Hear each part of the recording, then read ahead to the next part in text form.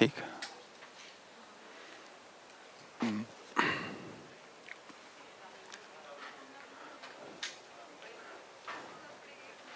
हमने अभी जो सुबह से जितनी भी चर्चा की है ना, वो चर्चा करने के लिए पहले हमने प्रयोजन को स्थापित किया, इसलिए पहले नियम, नियंत्रण, संतुलन की बात हुई।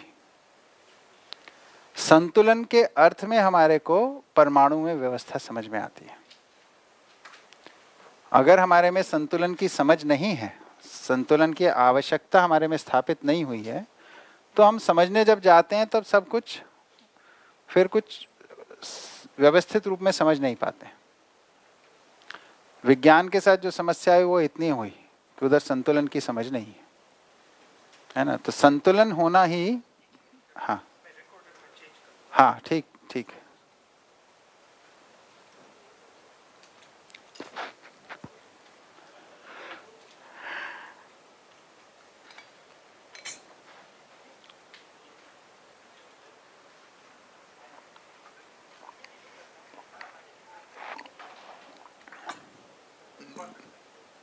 ठीक।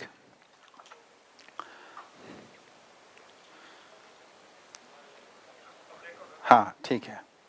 तो हमने जो सुबह चर्चा शुरू की थी उसमें हमने पहले व्यवस्था को पहचाना, है ना। ये स्थूल स्तर पे हमें व्यवस्था दिखती है।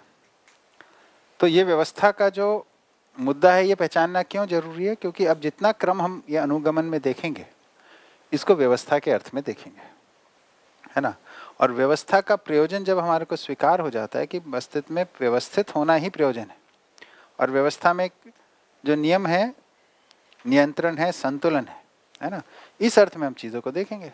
इस अर्थ में जब देखने जाते हैं तो चीज़ें फिर समझ में आती हैं, है ना। व्यवस्था का कि हमारे अंदर प्रयोजन की समझ ना हो कि व्यवस्थित होना है चीज़ों को, नियम, नियंत्रण, संतुलन पूर्वक होना है, तो फिर हमारे को चीज़ें स्पष्ट नहीं होती या हम कुछ गलत निष्कर्ष निकाल लेते हैं। ठीक है, तो कुछ पूछना है? हाँ। यानी कि भैया जो प्रयोजन का फर्स्ट डे हमने जो ओपन किया था उसमें हर एक जो अवस्थाओं का वापस नियम, नियंत्रण और संतुलन वो भी वेरीफाई करना होगा ना। हाँ, तो नियम तो उनका निश्चित आचरण हो गया, है ना, और नियंत्रण उनकी परंपरा के अर्थ में हो गया, है ना। अब उनकी जो पूरकता है, उपयोगिता है, वही उनका संतुलन के अर्थ में है। उनकी जो उपयोगिता है ये एक संतुलन के अर्थ में, और दूसरी उनकी पूरकता जो है ना। तो कोई भी इकाई है उसकी पूरकता, उपयोगिता है ना। इसको जब हम पकड़ लेते हैं तो हमारे को ये समझ में आ गया कि अब हम संतुलन के अर्थ में सोचना शुरू कर दिए। ठीक है, तो अब हम प्रकृति को हर जगह पे संतुलन के अर्थ में देखना शुरू कर दिए। अब हमारे को सब चीज़ों के अंदर ये नहीं देखना है कि एक एक चीज़ को अब हमें संतुलन इसका क्या है, इसका क्या, ऐसा नहीं। अब जिससे डील करना है, जिसको समझना है, उस पॉइंट को देखने की जरूरत है। जैसे अभी हम परमाणु की बात कर रहे हैं, अब परमाणु को उस कॉन्टेक्स्ट में देखेंगे। अब कोई भी मुद्दे को हम लेंगे उसको उसी कॉन्टेक्स्ट में देखेंगे कि इसमें संतुलन का स्वरूप क्या है। उसके आधार पर यह चीज़ हमें समझ में आनी शुरू होगी, है ना। अब ये एक्सरसाइज नहीं करनी कि भाई देखिए आम के अंदर क्या पूरकता, उपयोगिता है, या अमरूद में क्या है। एक एक करके एक एक वनस्पति को करें तो अनंत हो जाएंगी ना, है ना। तो जब हम आम खाने लगे तब उसकी पूरकता, उपयोगिता ध्यान रहे। जब हम जिस चीज के साथ व्यवहार कर रहे हैं, जिस चीज के साथ हम जी रहे हैं, उसकी पूरकता, उपयोगिता ध्यान में रहनी।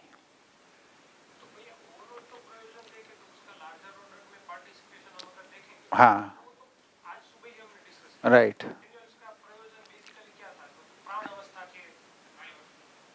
प्राण अवस्था आ सके इसलिए फिर और बनी रहे। फिर मटेरियल और प्लांट्स का अगर प्रयोजन देखेंगे तो एनिमल ऑर्डर हाँ आए और बना रहे इसलिए। हाँ, तो वो तो मोटी बात हो गई, है ना, ओवरऑल बात हो गई।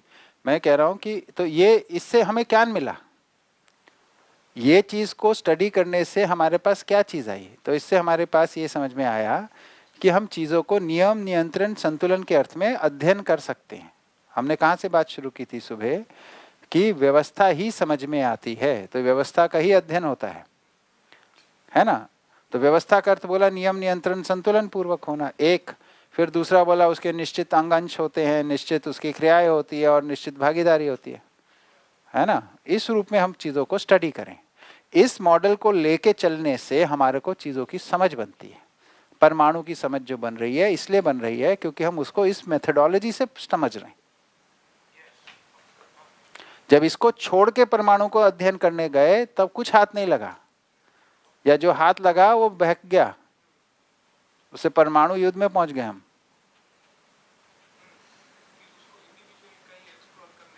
हाँ, मतलब हम व्यवस्था के अर्थ में नहीं समझ पाए उसे, तो व्यवस्था के अर्थ में नहीं समझ पाए तो व्यवस्था के अर्थ में प्रयोग नहीं कर पाए।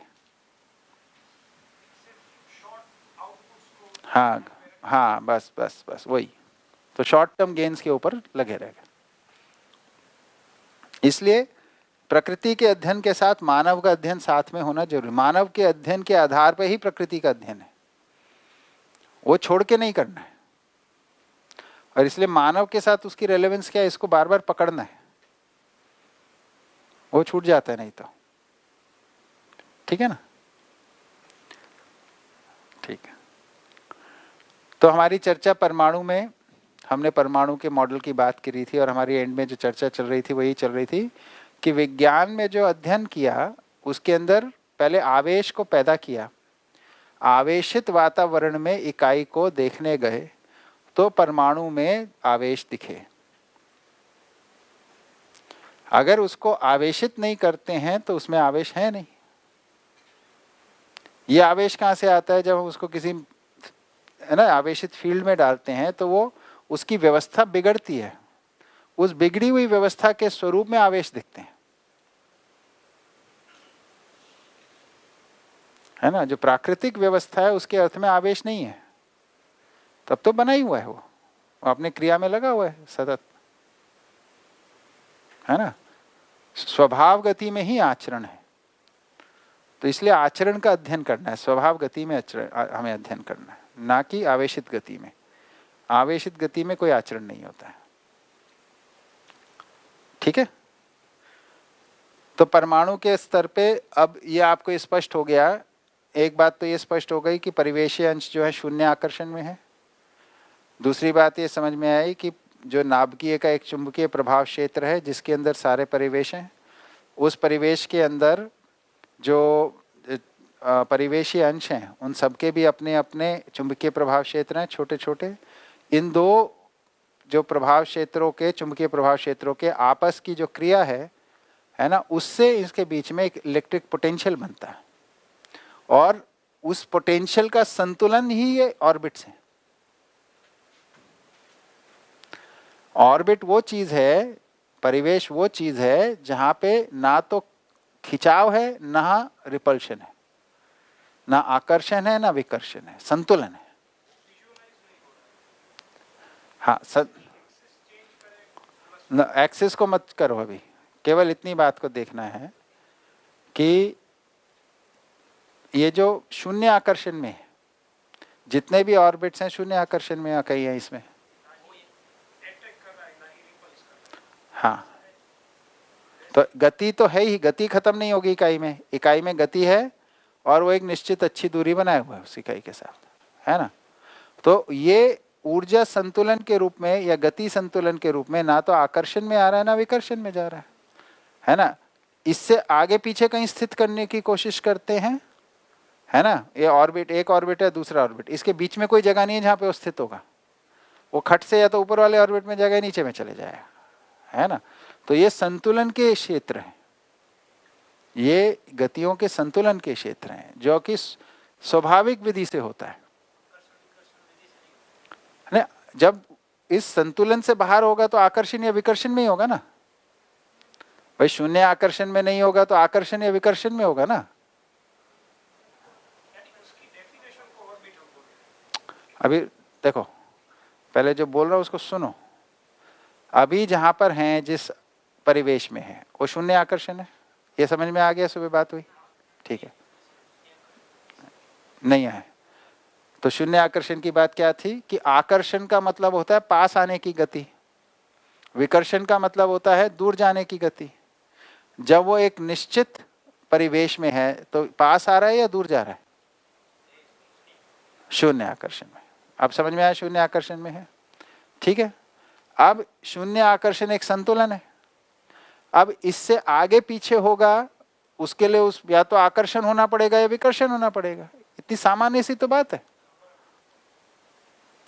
तो ये जो रेंज है उसकी, वो ये संतुलन की रेंज है, इसमें संतुलित रहता है, इससे आगे पीछे आकर्षण विकर्षण। फिर यहाँ पे एक रेंज है, इसमें संतुलित रहता है।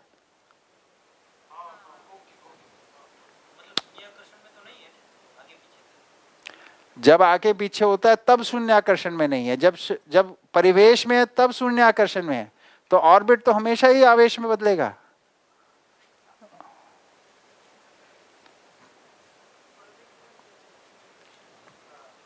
समझ में आई बात? अब ऑर्बिट जब भी बदलेगा उसका, या ऑर्बिट से बाहर निकलेगा या अंदर वाले ऑर्बिट में आ जाएगा, ये सब आवेश पूर्वक ही होगा, आकर्षण या विकर्षण पूर्वक।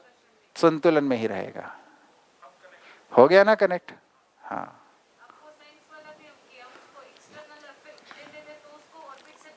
हाँ, तो उसको कुछ क्वांटा ऑफ एनर्जी देने से excited state, quanta of energy वो एमिट करके लेस एक्साइटेड स्टेट, ये देखिए सब तो पकड़ में आता है। हाँ, कितना सिंपल हो गया।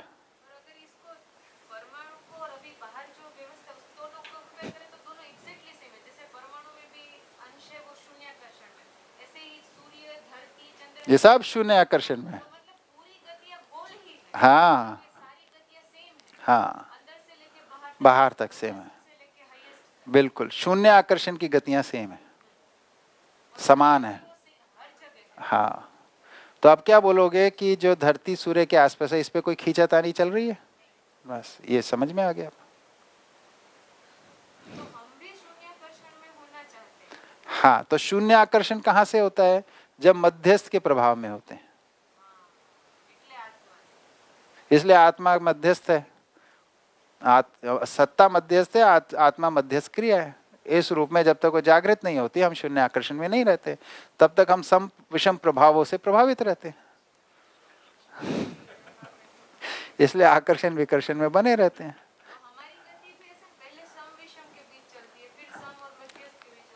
तो सम की समझ नहीं है, इसलिए केवल विषम में चलती है।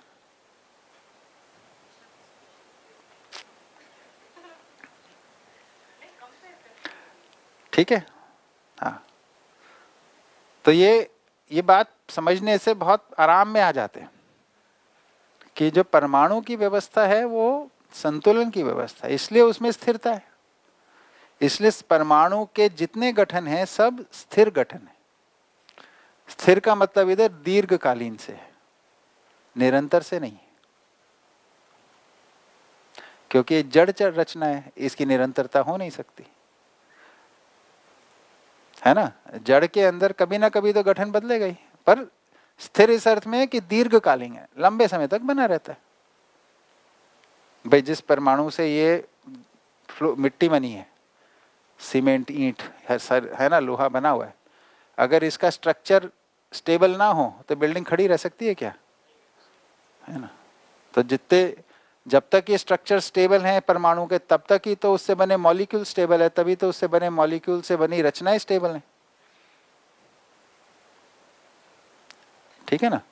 तो स्टेबिलिटी अपने आप में एक बड़ा फैक्टर है जिसके आधार पे व्यवस्था समझ में आती है। इसलिए बोला अस्तित्व स्थिर है और जागृति निश्चित है।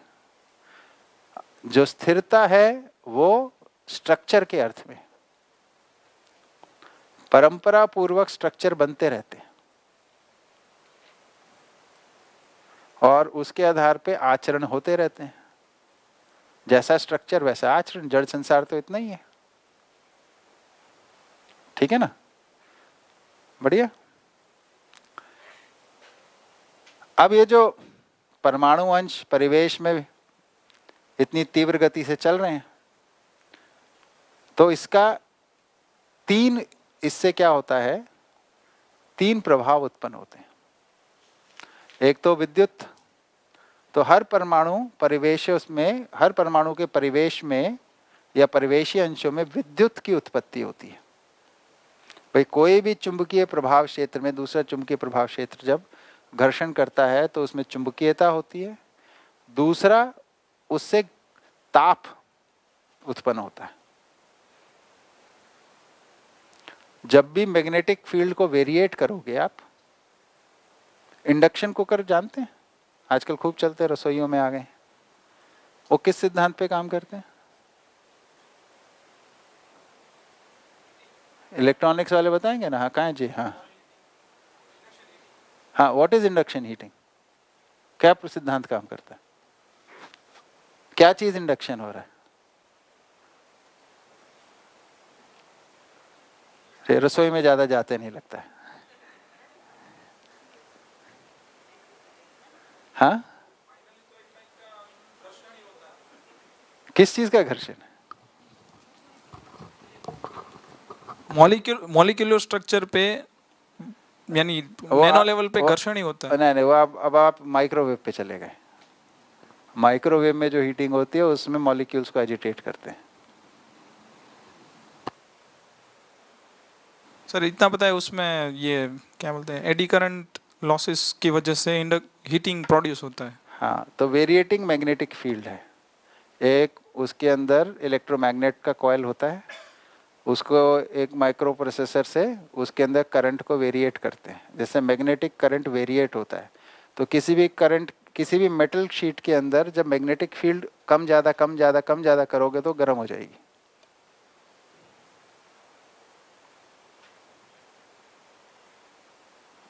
राकेश भैया ठीक बोल रहा हूँ, है ना? यहाँ यही सिद्धांत काम करता है।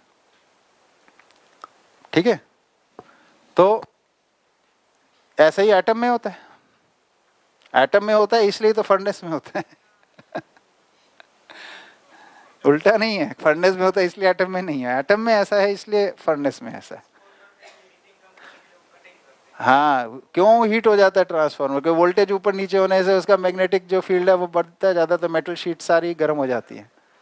हाँ हाँ हाँ हाँ हाँ, उसमें सरफेस एरिया बढ़ाते हैं ताकि एयर का सर्कुलेशन से वो हीट लॉस होता रहे, है ना? वही हीट सिंक्स उन्हीं को कहते हैं। हाँ, ठीक है ना?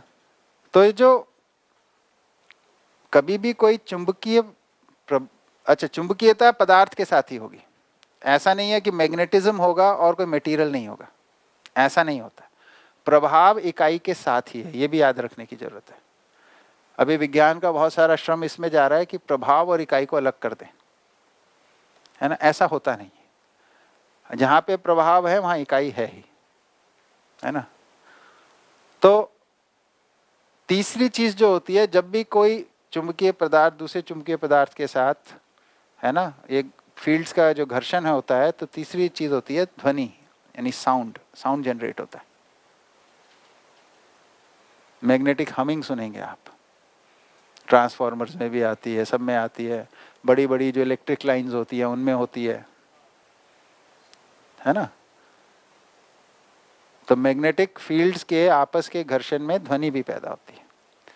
तो ताप, विद्युत और ध्वनि, ये तीन प्रकार की कार्य ऊर्जा हर परमाणु में, है ना, व्यक्त होती है।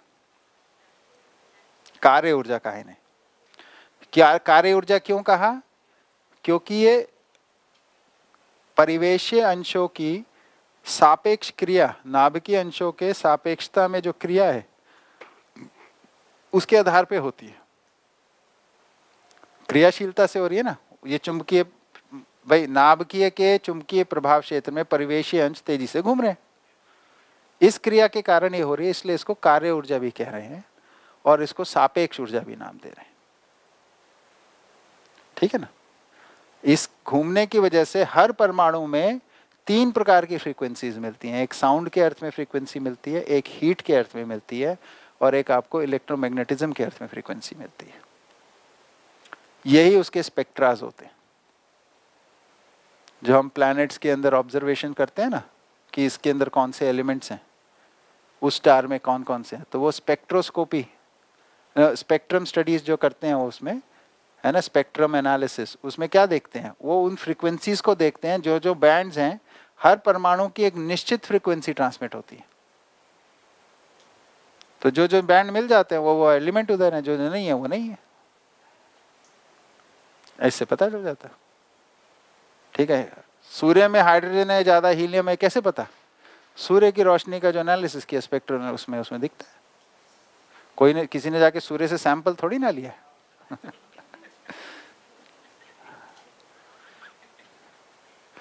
ठीक है, तो ताप, विद्युत और ध्वनि हर परमाणु के अंदर से प्रसारित होता है। ठीक है, इसी को कार्य ऊर्जा का।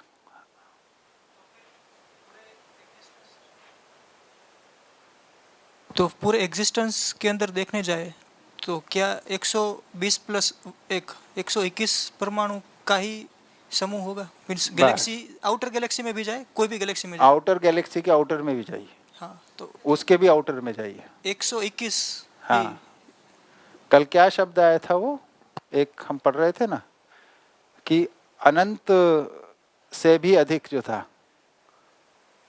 अतिरिक्त आगम की जो बात हुई थी, है ना। तो उस वक्त आया था कि अनंत से भी अतिरिक्त जो है, जो हम कल्पना करेंगे उससे बचा ही रहता है, उसमें भी जाओगे तो भी 121 से अधिक कुछ नहीं है। पर ये हम कैसे कह सकते हैं? आप इसलिए कह सकते हैं कि अस्तित्व स्वयं में सह अस्तित्व है, सह अस्तित्व स्वयं में व्यवस्था है, व्यवस्था हमें समझ में आती है। ज्ञान अवस्था की इकाई मानव इस व्यवस्था को समझ के ये बोल सकता है। शायद पृथ्वी पे तो शायद 116-15 मिल गए, बाकी के वहाँ होने की पॉसिबिलिटी। पृथ्वी पे इतने नहीं मिले, पृथ्वी में मिले तो 80 के आसपास, जो इन्हीं अभी इतने कुछ आइडेंटिफाई वो अंडर लैब कंडीशंस, यानी उनके लिए जो वातावरण चाहिए वो अभी धरती का वातावरण उसके लिए अनुकूल नहीं है। तो लैब कंडीशन माने बहुत हीट और वो प्रेशर और वैसी कंडीशन प्रोड्यूस करके उन एलिमेंट्स को पहचाना जाता है। तो उनकी स्थिरता नहीं होती, इसलिए थोड़ी देर दिखते हैं फिर गायब हो जाते हैं वो एलिमेंट्स। वो या उसको स्पेक्ट्रम्स में देखा है, स्टार्स की और प्लैनेट्स की, ये दो विधि से देखा है। ठीक है, तो ताप, विद्युत और ध्वनि कार्य ऊर्जा के रूप में हर परमाणु गठन में से प्रसारित हो रही है। अब सीधी सी बात है भाई, एक अंश अगर एक अंश का ऑर्बिट कर रहा है तो उसकी जो फ्रीक्वेंसी होगी वो अलग होगी। 2 नाभिक में और 2 परिवेश में उसकी अलग होगी। 50 नाभिक में, है ना, 40 परिवेश में उसकी अलग होगी, है ना। नाभिक और परिवेशी अंशों की संख्या का जो अनुपात है वो ये ऐसे है कि जितने अंश नाभिक में होते हैं उतने या उससे कम परिवेश में होते हैं। इस सिद्धांत से होता है जड़ में, जड़ परमाणुओं में सिद्धांत काम करता है, जितने अंश परिवेश में है उतने या उससे अधिक नाभिक में। ठीक है, हाँ जी सर। तो ये जो हम जो साइंस में अभी तक पढ़ रहे थे कि भाई प्रोटॉन और न्यूट्रॉन दोनों होते हैं न्यूक्लियस में, तो न्यूट्रॉन जैसा कुछ होता है या नहीं होता? हाँ, तो आप खुद ही बताइए। अभी हमने देख लिया कि जो पोटेंशियल है, प्रोटॉन इलेक्ट्रॉन का पोटेंशियल का मतलब जो है वो इस वजह से आया क्योंकि उसके अंदर मैग्नेटिज्म था और वो मूवमेंट से आया। तो जितने परिवेशी अंश घूम रहे हैं उतनों का ही पोटेंशियल बनेगा, समझ रहे आप। तो बाकियों का नहीं बनेगा। तो जिनका जितने संख्या में जिनको सो कॉल्ड इलेक्ट्रॉन्स हैं उसी संख्या में उसके अनुपात में नाभिकीय के अंश उतने ही अंश है ना। तो जो बाकी हैं उनको क्या नाम देंगे? ओके। हमेशा पढ़े कि नंबर्स ऑफ प्रोटॉन्स जितने होते हैं उतने ही नंबर्स ऑफ न्यूट्रॉन्स भी होते हैं। जरूरी नहीं है, means in general case, I am not talking about. हाँ, वही जरूरी नहीं है। तो मैं आपको दूसरी थ्योरी दे रहा हूँ। देखिए, न्यूट्रॉन की डिस्कवरी कैसे हुई याद नहीं है तो थोड़ा विज्ञान का इतिहास भी पढ़ना चाहिए, कैसे कैसे हुआ। तो परमाणु में न्यूट्रॉन की डिस्कवरी इसलिए हुई कि जब इस मॉडल को किया रथरफोर्ड वाले मॉडल से जो निकल के आया तो उसमें इलेक्ट्रॉन और प्रोटॉन की जब संख्या को लेके उसका जो उनका भार के अनुमान थे उसको लिया तो पता चला कि भार बहुत कम है, असल में तो उसका भार ज्यादा है परमाणु का। तो अब तो पर चार्ज पार्टिकल तो इलेक्ट्रॉन के रूप में भी उतने ही निकल रहे हैं, प्रोटॉन के भी, तो ये तो ज्यादा नहीं है। प्रोटॉन को ज्यादा कर देंगे तो जो एटम है वो पॉजिटिवली चार्ज हो जाएगा, है ना। तो कोई ऐसा पार्टिकल है जिसके अंदर चार्ज नहीं है लेकिन मास है।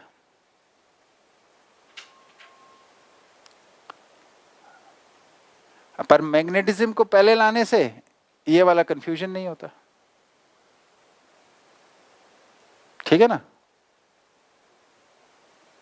समझ में आया। अभी इलेक्ट्रॉन का क्या चक्कर है, इसको कैसे एक्सप्लेन करेंगे, है ना। उसका तो मास ही कम होता है, नेग्लिजिबल मास होता है प्रोटॉन न्यूट्रॉन के संदर्भ, ठीक है।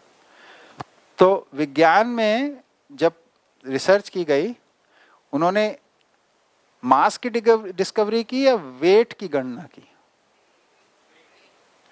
वेट और मास का रिलेशनशिप क्या है ना। तो वेट का पता कैसे चलता है, वेट फोर्स होती है, एक फोर्स को मेजर किया जा सकता है। बड़ी जो फोर्स होती है ना, अगर फोर्स होती है तो कोई मूवमेंट होती है, इसलिए उसको मेजर किया जा सकता है किसी भी पार्टिकल के ऊपर। जो इलेक्ट्रॉन्स हैं वो ऑर्बिट में, है ना, वो न्यूक्लियस के रिलेटिव उनमें अट्रैक्शन फोर्स काम कर रही है या रिपल्शन फोर्स, है ना, जीरो फोर्स। जो तो वो देखे आपने, एस्ट्रोनॉट्स देखे स्पेस में कभी, है ना, उनको ना स्पेस में जाने से पहले उनका वेट लेते हैं, किसी का 70 किलो, किसी का 80 किलो, किसी, है ना, फिर वो स्पेस में होते हैं, वहां पे फ्लोट कर रहे होते हैं, उनका वेट कितना होता है।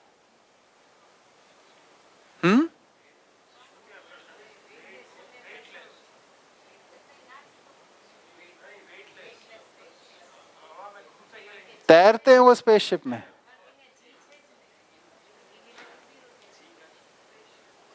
जी देखिए आप फिर जी पे पहुंच गए, अशोक जी को सुन लीजिए।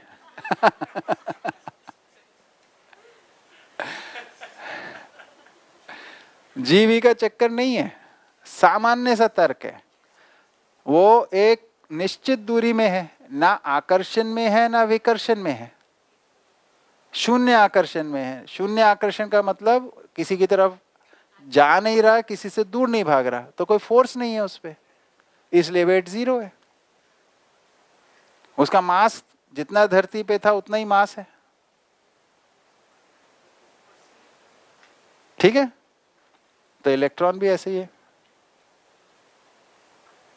मास वही है जो न्यूक्लियस में पार्टिकल है, पर ऑर्बिट में होने की वजह से उसका वेट जीरो है।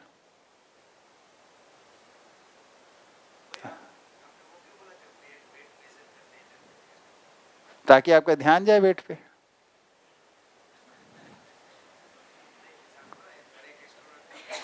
हाँ, मैं तो इसलिए बोला आपका वेट पे ध्यान जाए, वेट कोई मुद्दा है यहाँ पे। हाँ, नहीं नहीं कोई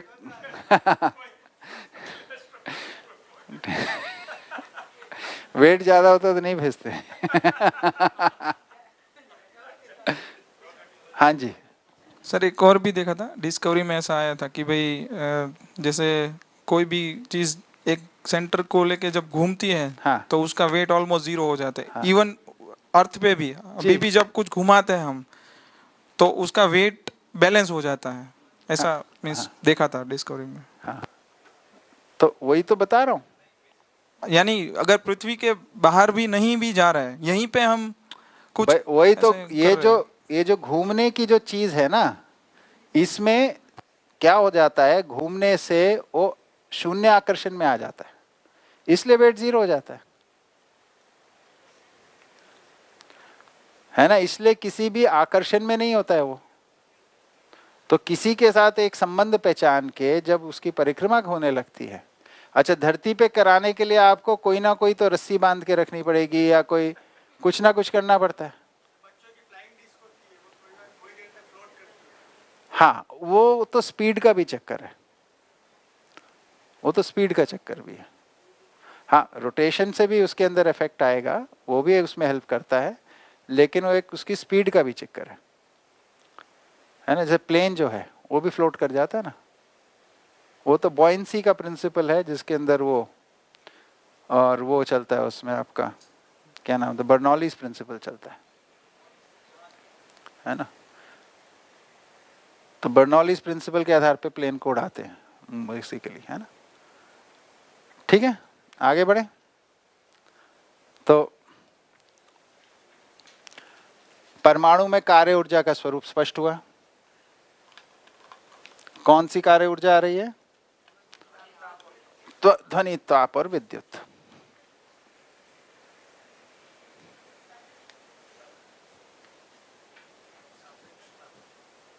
है ना, कार्य ऊर्जा को ही सापेक्ष ऊर्जा भी नाम दिया है।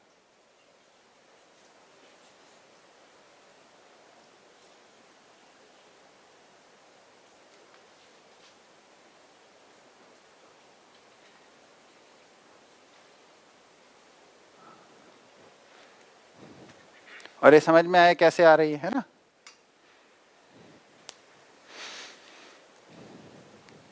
और ये भी समझ में आया कि हर गठन की अलग अलग ताप और विद्युत और ध्वनि का प्रकाशन है ना, ये समझ में आया। भैया एक हाँ। क्वेश्चन है, अगर आगे आ रहा है तो ठीक है, नहीं तो वो एक और शब्द आता है इसमें, प्रत्याकर्षण आता है। प्रत्याकर्षण, हाँ, प्रति आकर्षण, किसी आकर्षण का जो रिस्पांस होता है उसका नाम प्रत्याकर्षण होता है। तो जब भी आकर्षण होगा तो प्रत्याकर्षण होगा ही, है ना।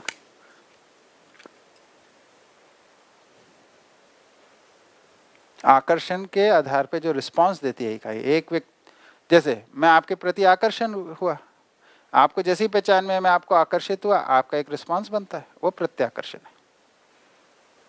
है ना। ये समाधानात्मक भौतिकवाद में इसकी चर्चा अच्छे से, आकर्षण प्रत्याकर्षण से गतियों पे क्या प्रभाव आता है, पर वो ज़्यादा डिटेल हो जाएगी इस शिविर के लिए, अभी इतना ही रखते हैं, है ना। अभी बहुत सारी बातें हैं, आप लोग को डिटेल कम नहीं लगेंगी, ज़्यादा ही लगेंगी। मैं बोल रहा हूँ और ज़्यादा में नहीं जाते अभी, ठीक है। पहले ये सेटल हो जाए, फिर नेक्स्ट लेवल की डिटेल्स में नेक्स्ट टाइम, ठीक है।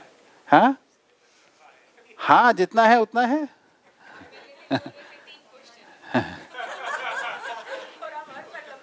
हाँ, मैं तो क्वेश्चन 3 बोले थे, आंसर बहुत सारे। क्वेश्चन कहाँ पड़ा है ना। तो आंसर जितना है उतना बताना पड़ेगा, ठीक है।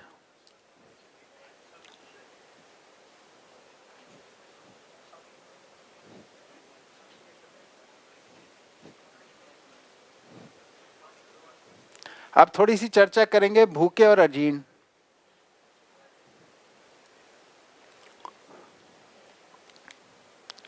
ये जो परमाणु की प्रजातियां हैं, है ना, जड़ परमाणु में 2 प्रकार की प्रजातियां देखने को मिलती हैं।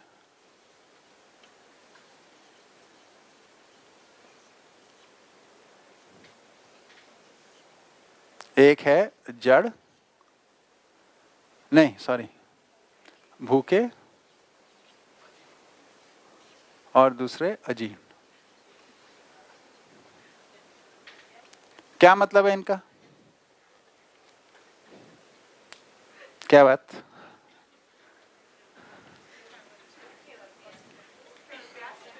भूखे और प्यासे।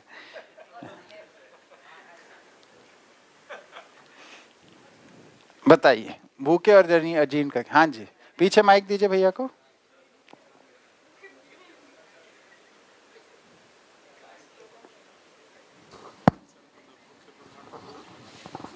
जो भूखे परमाणु हम बोलते हैं तो उसमें इलेक्ट्रॉन्स की जो मात्रा है वो कम है, उसको स्टेबल होने के लिए कुछ इलेक्ट्रॉन चाहिए। और अर्जित परमाणु परमाणु बोलते हैं तो उसमें इलेक्ट्रॉन का नंबर ज़्यादा है, अच्छा, वो किसी को दे सकता है इसे। ठीक है। और कोई? और कोई? किसी और को कोई उत्तर? भूखे परमाणु किसे कहते हैं और अजीर्ण परमाणु किसे कहते हैं? NaCl का एग्जाम्पल ले सकते हाँ हैं। Na और Cl का एग्जाम्पल ले सकते हैं। हाँ, ये आप लोग अपने मन से बना रहे हैं या कहीं सुना है? सुना है कहाँ पे? साइंस में। नहीं नहीं, जीवन विद्या के शिविर में सुना है क्या कुछ ऐसा? ये अच्छा, ठीक है। तो इस शिविर में थोड़ी अलग सूचना है। NaCl मॉलिक्यूलर बॉन्डिंग है, वो एटॉमिक लेवल की बात नहीं है।